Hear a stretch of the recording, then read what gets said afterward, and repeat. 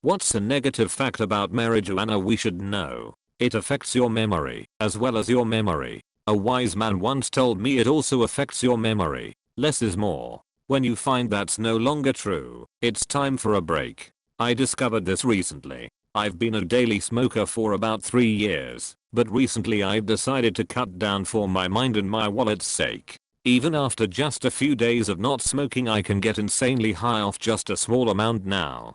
Before I'd nail 3 to 4 joints a night on my own. Now just one puts me on my ass. George Carlin once gave an interview where he said marijuana is a drug that engenders its own disuse. He explained that, after a certain amount of time, the expansive creative element of being high goes away and all that's left is the loopy, dull-witted effect. I found this to be very true for myself. In my teens and 20s, getting stoned had this golden feel where it felt like I was thinking on a different level and the world felt more vibrant. After my mid to late 20s, that golden feeling became rare. By the time I entered my 30s, it was gone. A permanent part of the past. Nowadays, on the rare occasion, when I get stoned, it's just a different form of intoxication. It's like a different flavor of being drunk, for lack of a better description. I'm not sure if this is the case for all people, or just for some. At the very least, it seems like the dull, sorta drunk vibe is good enough for a lot of people to keep going with it. For me, it isn't. Your mileage might vary, but it's important to know that the way weed makes you feel might someday change. Edit. This post seems to have resonated a lot with people. It's also neat to see that there's some variance with how people have or have not experienced this phenomenon. I feel like this is an area of marijuana usage that should be studied more. Right now, there's really only anecdotal information to go on. In response to some comments, here's what I've noticed for my own usage. 1 point, it's really not a matter of tolerance. While taking a break from usage will make it easier to get stoned quickly, it's still the same stoned feeling that lacks the golden vibe of earlier years. 2 point, I don't know if this is something that has more to do with age or with time spent using. It might be something that involves the developing brain and its elasticity in adolescence versus a fully developed adult brain being more rigid. It might be that the golden time is there whenever one begins usage, but is a limited quantity that runs out over time. This is definitely the factor most in need of study. 3. So far as I've seen, strains don't make a difference. Some kinds of weed get me more stoned than others, but I haven't encountered any that have the same golden vibe from before. Next time I'm back home in Oregon, I'll give some different styles a try and see if there's any difference. Thanks to everyone for sharing their experiences. My friend used to smoke heavy at some point of his life. A few years later he stopped. He said it scared him when he came to a realization that he can barely remember any events or stuff we did together in the past few years. People who are really into it can sometimes be really boring because they won't talk about anything else. This is a legitimate concern. Once people smoke a lot, they tend to just want to get high. Why enjoy a hike in nature if we are not smoking a fat DB? I had some friends like that. All they would do is talk about how much they smoked weed, what they talked about when they smoked weed, when they were going to buy and smoke weed. They'd always tell these stories and the punchline would be, of course we were so baked when it happened. It also got to the point where they didn't do anything for fun without smoking first. Wouldn't go out to eat as a group without smoking first. Wouldn't go to the movies without smoking first. Wouldn't play video games without smoking first. I get enjoying weed and being high making things more enjoyable, but when you go out to eat with a group and 2 guys spend the entire meal talking about how crazy it is that they are at a public restaurant high, or you go to the movies and the only thing they talk about after is how trippy and weird and hard to follow the movie was because they were high, or you are playing video games and every 3 minutes they have to remind you they died because they are too high, it gets really annoying. It's like I couldn't have a real conversation with them about anything interesting because they were always too high to talk about that stuff and the only thing they could talk about was how high they were. It honestly became their entire personalities for a while. Panic attacks. For me, and I guess many others, weed accentuates and magnifies any feelings I have prior or during the high. If I'm happy, weed makes me laugh till I cry happy. If I'm horny, weed makes me crazy horny. If I'm feeling depressed or anxious, much more sad anxious, to the point of inducing panic attacks. I have absolutely no history of panic attacks, and have only ever had them while very stoned and feeling low. It's a fucking horrible feeling though. Short of breath, become paranoid about breathing, heart rate skyrockets, sweat comes on, convince myself I could potentially have a heart attack at any moment. It spirals until I almost convince myself I'm about to die. 2 hours of manic terror, then slowly I get my senses back and think, why the fuck do I put myself through that willingly? Sometimes weed can be good for thinking outside the box and gives me clarity on things I must do to improve as a person. Other times it can scare the living shit out of me. I guess it all depends on your state of mind. I also find when smoking in a social setting surrounded by people I like, that I never experience panic attacks. Must be related to state of mind, in that you are enjoying yourself in friend company. Here's a comment of mine that I sent to someone else. I have been smoking for almost 2 years and last night I had a sort of panic attack. I took a week-long break from smoking, and last night I decided to end my streak and took up. I smoked 2 puffs, and already felt stoned. But I was a fool, and decided to smoke more, and more. After 6 puffs I started feeling anxious and my heart was beating super fast. I was definitely panicking. My subconscious had taken over my mind and my thoughts were only negative. I forced myself to calm down and had a glass of water.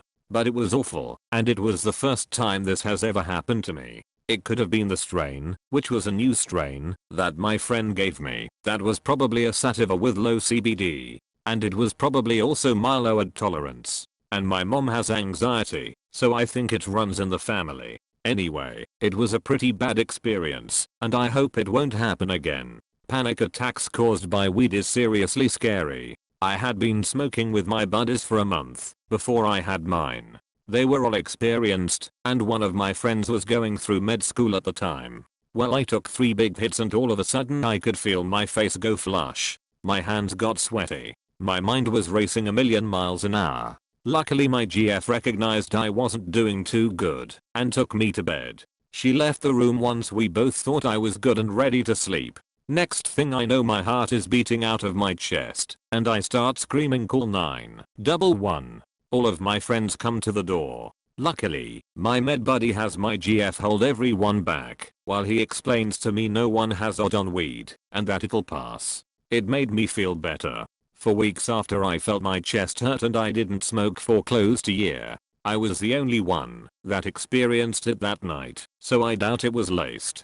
Cannabis affects everyone differently. One person could get major anxiety relief from medicating, while another person could have an anxiety attack with the same herb. I've seen too many people try and label it a miracle drug that's the answer to all our prayers. Don't get me wrong, it's fantastic how far we've come, but stop sugarcoating it. It's dangerous for dogs.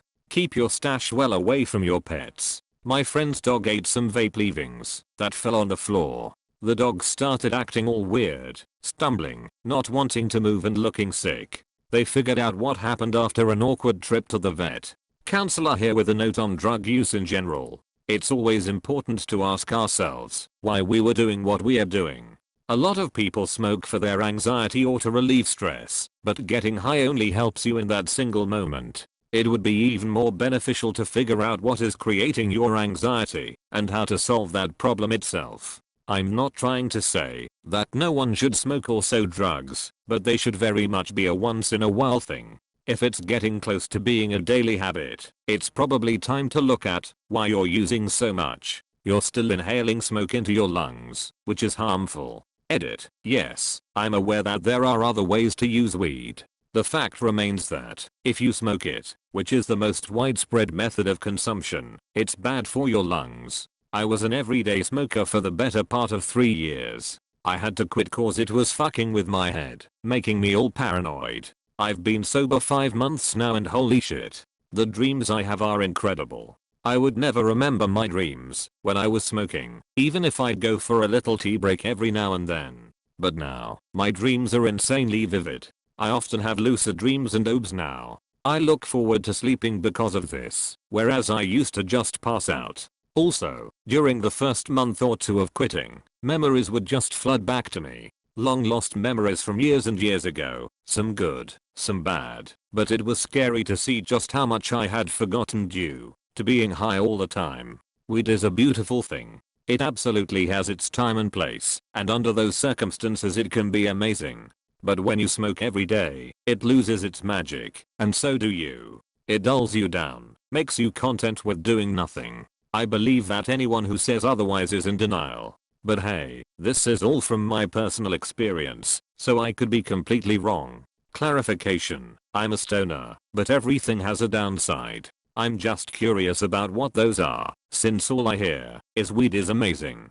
I'm totally psychologically addicted, and it's hard to quit, because it's comparatively safe. Edit, and the fact everyone says that it's comparatively safe implies it's not fully safe. There are few downsides, I'm sure, but there have got to be downsides. Marijuana use in teens is associated with the development of psychosis and schizophrenia in a small percentage of users. Furthermore, there is a dose-response relationship. The more marijuana consumed by the teen, the greater the risk of psychosis.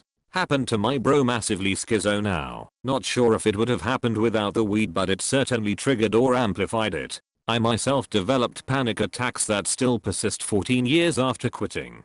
Smoke buddy from high school became schizophrenic after we lost touch. His personality changed so much I don't even know if that's the word to use. It was more like his soul changed. He'd stutter all the time and now has a weird tone in his voice, kind of like a cartoon character. He was constantly saying what and couldn't focus on our conversation point. I'm pretty sure he'd been smoking all day and night for 4 years. Another friend of mine is still visiting a doctor for OCD 1 year after she quit. Really makes you wonder if the weed brings up these issues or if it's hereditary. It gave me disassociation since April, and it has completely, I cannot state this enough, completely changed how you perceive and understand life. You feel like a stranger to yourself from the world, and it's terrifying. Over time it should get better, but it can last a lifetime. It's not super common to get it, but there's a chance you will.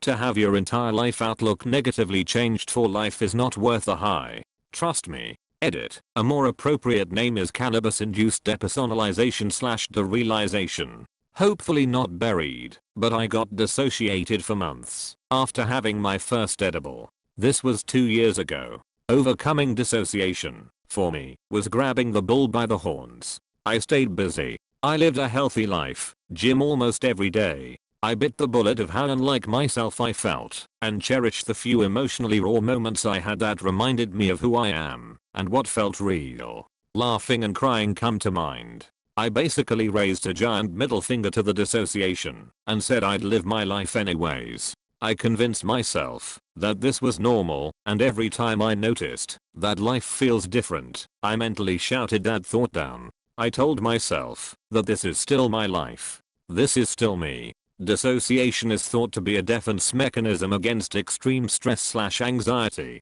After about 6 months I woke up one day and noticed that I felt normal again. The dissociation hit later in the day, but those 2 hours were bliss. I kept up my routine. Then I was normal for 4 hours, 8 hours, a day, 3 days, a week. On rare occasion I'll feel dissociated again, but I'll go for a walk or talk to a friend to busy myself out of it. Living what felt like a real life again came after I started living a real life again.